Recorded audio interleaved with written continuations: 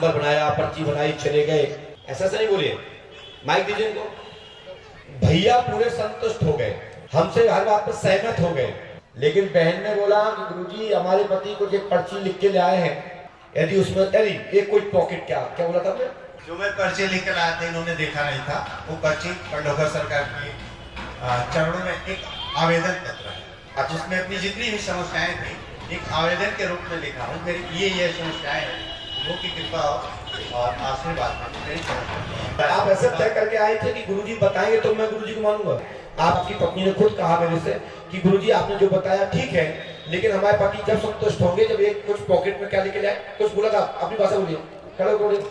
गुरुजी मैंने ये नहीं बोला था, मैं बोली कि ये लिख के लाए समाधान में, उसका जानना चाहिए क्या लिखे हैं बस। और तुमने ये नहीं कहा था कि गुरुजी बता दोगे तो उन्हें विश्वास हो जाएगा? नहीं गुरुजी ये नहीं बोले थे। तो मैं झूठ बोल रहा हूँ? नहीं गुरुजी मैं ही झूठ बोल रही हूँ। एक्चुअली क्या है गुरुजी, हाँ। मैं एक समस्याओं से पिछले 8 वर्षों से परेशान हूँ। पिछले 1 महीना पहले मैंने जैसी प्रार्थना किया, यूट्यूब में एक वीडियो मिला और मुझे पूरी विश्वास है कि हनुमान जी और आपके चरणों से ही मेरे आशीर्वाद में उनकी सारी समस्या समाधान होगी। मुझे कुछ जानना पूछना नहीं।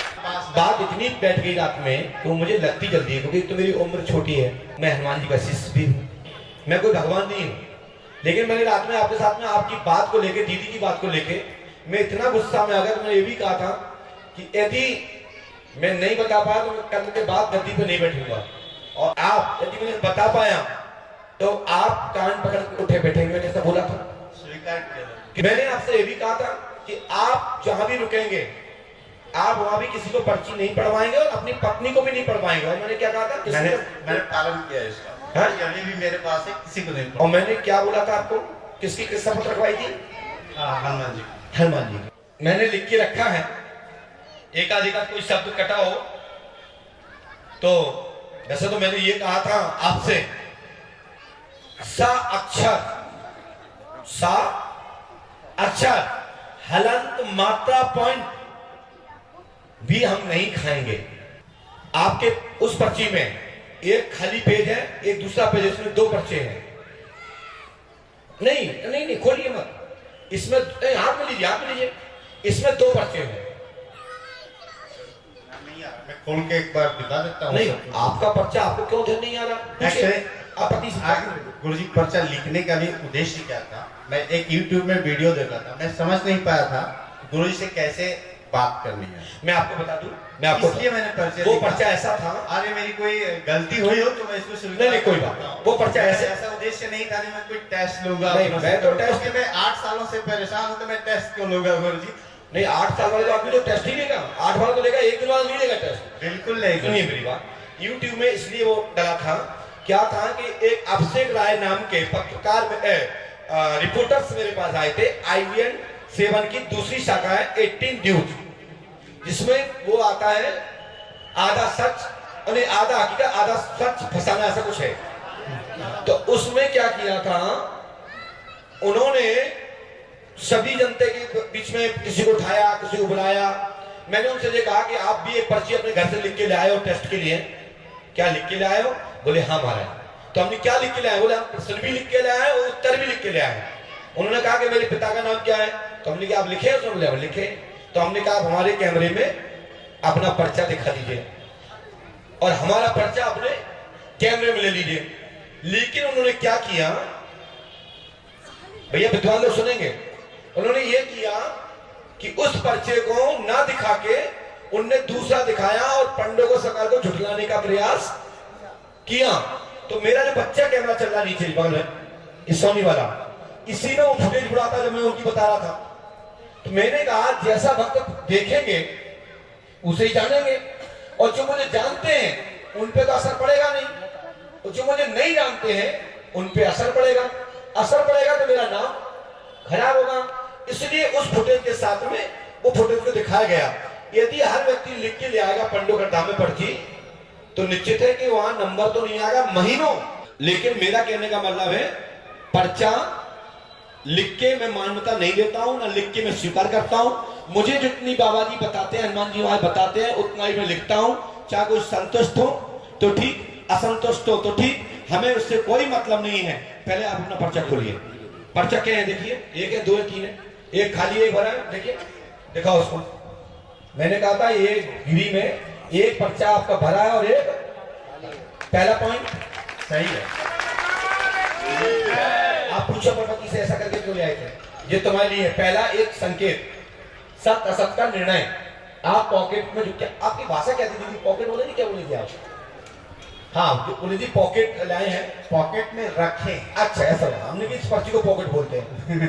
पॉकेट में रखे हैं पर्चा, और उसको समस्या सारी लिखा हुआ है, क्योंकि पॉइंट टू पॉइंट समस्या नहीं बोलने के कारण मैंने सारा नोट कर लेते, उसमें भूल न जाऊं बताने के लिए। और कोई भी पढ़ सकता है, नहीं सकता हूँ। नहीं, इसमें सबसे ऊपर लिखा हुआ है। शांत शांत, तुम बताओ क्या मतलब? पहले आपने लिखा श्री गणेशाय नमः, फिर लिखा श्री बालाजी सरकाराय नमः जी, नमः नहीं लिखा, जय श्री बालाजी सरकार की जय। पढ़िए।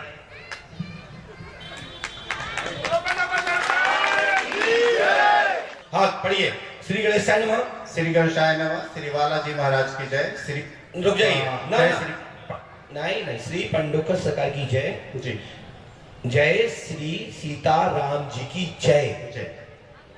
4 वर्ड लिखे, 4 ले लिखिए जी। फिर उसके नीचे लिखा है शॉर्ट में सफेद अंडा जी, कुछ भी लिखा, उसके नीचे बारीक लाइन दिखाई दे रही है हल्की सी, वो लिखा सफेद, और उसके नीचे लिखा अंडा। वो बीच में जगह वो शब्द छूट गया था, इसलिए उसको ऊपर में करके लिख दिया। चलिए, प्रश्न है कि आपकी पत्नी, उसमें लिखा है सुमन का विषय या सुमन का प्रसंग या सुमन के बारे में। दूसरा लिखा है आपकी पत्नी सुमन को अंडे देखकर पागल एवं मानसिक झटके लगते हैं, दौड़े लगते हैं, या पागलपना लगता है, या नफरत होती है, मानसिक साइकोलॉजी डिफेक्ट है। ये मैंने थोड़ा सा उसको मॉडिफाई करके विस्तार में बोल दिया है। आपने पागलपना लिखा हुआ है, मानसिक लिखा हुआ, लेकिन मैंने मानसिक डिप्रेशन, पागलपन एवं तनाव, एकदम पागलपन जैसे झटके लगते हैं, एक नफरत। महिला की भांति किचन में या रसोई में थोड़ा देर बचती है या बनाने नहीं देती है, छुआछूत का डाउट रहता है कि ये माल, खाना, पकवान दूषित हो गया है। माई गर्भधारण के दौरान दवा खाकर पक्ष से इनकी एक बहन, बोला हूं मैं जी, 100%। नंबर तीसरा, मायके पक्ष से इनकी एक बहन मृत्यु घातक क्रिया बनी, गर्भधारण के दौरान दवा खाकर, दवा इंफेक्शन या इंजेक्शन इन्फेक्शन, गर्भवती महिला का मृत्यु होने के कारण वह पत्नी पर तंत्र प्रभाव के रूप में विराजमान है, इसलिए वह क्रिया दूषित है। नहीं समझ आपको? जी जी समझ। क्या? इनकी एक बहन जो आपकी पहली पत्नी थी, जी, मैं समझ। ये आपकी दूसरी पत्नी है। आपकी पत्नी गर्भवती थी, गर्भवती दौरान दवा इंफेक्शन से मृत्यु हुई, और वही शक्ति आपके शरीर में प्रवेश करती है, उसका नाम पितर, क्योंकि आप भारत के बाहर रहते हैं, मेरी भाषा नहीं समझ पाएंगे, पितर अबूझ बालक कहते हैं। लालू जी सुनिए, आपके अंदर में एक स्पिरिट आती है कि हमारे अंदर कुछ हो रहा है, वाइब्रेशन, लेकिन आपको होश रहता है, आपको होश रहता है, आप पे सो भूत प्रेत डाकनी साकनी नहीं है, मानसिक तनाव, भूत की या छाया की आत्मा का प्रवेश मानते हैं। सो डॉक्टर पद्धति से यह है, लेकिन जो बच्चा पेट में था वह शक्ति आपके ऊपर आती, आपकी पत्नी है। दुनिया में कोई नहीं बताएगा, दुनिया में कोई नहीं बताएगा। तीसरा पॉइंट है मृत्यु घातक घटना के घर में इस प्रकार की क्रिया बनती है, चलता है, इसको बोलते हैं मानसिक डिप्रेशन, साइकोलॉजी कम व्यवस्था। ब्रेन के अंदर अल्मोनियम एवं सोडियम की दोनों की मात्रा कम होने के कारण घबराहट होती है और मृत्यु घातक घुटन होती है। उस घुटन के कारण उजेले की तरफ भागने का मन होता है। ये कारण है डॉक्टर पद्धति का है, इलाज कराना होगा इनकी, सुमन की, दोनों की, क्योंकि वो शक्ति का प्रभाव है, और आप इनकी वो शक्ति से प्रभावित हो जाते हो तो आप डिप्रेशन में आ जाते हैं। तो ये क्रिया बनती है। जी, मैं एक साल चलिए दूसरी बात, हुए अचानक 5 मिनट में होगा और आधे घंटे में कुछ। संजीव दुबे जी, जी आपका नाम है जी सुमन, पत्नी की समस्या का समाधान होगा। श्री हनुमान जी महाराज आपकी मनोकामना पूर्ण करेंगे। आपके घर में आपसे बाधा नहीं रहेगी। पंडों का दाम 5 रोज तक करें। आपकी इच्छा हो तो आए, नहीं आना मत आए, लेकिन आप दोनों लोग कान पकड़ के 5 वाले हनुमान जी के सामने बैठिए और आप आज, यदि हम नहीं बता पाते तो मेरा क्या होता, सभी महसूस करते हैं। ही हमारा आशीर्वाद है।